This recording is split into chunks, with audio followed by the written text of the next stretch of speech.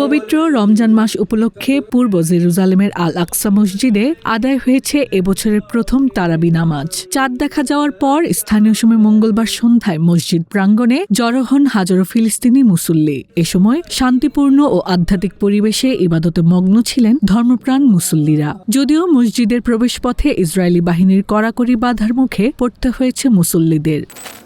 যুদ্ধ থামলেও গাজায় রমজানের আনন্দ যেন মলিন। 2 বছরেরও বেশি সময় ধরে চলা যুদ্ধ অবসানের পর এবার প্রথম রমজান পালন করছেন সেখানকার ফিলিস্তিনিরা।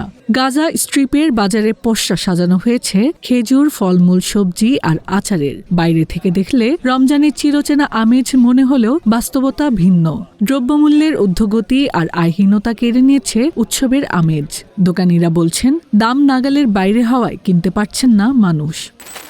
এবার কামচাটকা উপদ্বীপে সামরিক শক্তি প্রদর্শন করল রাশিয়া। প্রশান্ত মহাসাগরের উত্তাল ঢেউয়ে চলে মস্কোর মহড়া। প্রকাশিত ভিডিও ফুটেজে দেখা যায় মহড়ায় অংশ নেয় যুদ্ধজাহাজ MPK-82 সাবমেরিন। একই সাথে উপকূলের কাছ থেকে শক্তিশালী রকেট বোম্ব লঞ্চার থেকে ছোড়া হয়েছে গোলা।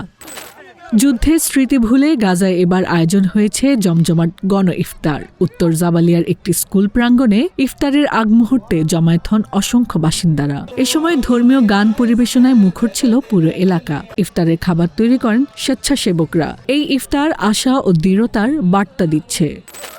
ইফতার শুরুর ভিন্ন চিত্র দেখা যাচ্ছে আরব আমিরাতে। রাজধানী আবুধাবির শেখ জায়েদ গ্র্যান্ড মসজিদ প্রাঙ্গণে কামান ছুড়ে জানান দেয়া হয় প্রথম ইফতারের। বাতাসে যেন আগমনী বার্তা শোনাচ্ছে রমজানের। প্রতি বছরের মতো এবারও মসজিদটিতে আয়োজন করা হয়েছে সবার জন্য উন্মুক্ত ইফতার।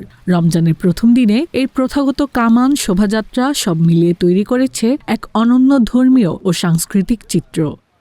হাসনা আক্তার, দিনকাল ডিজিটাল।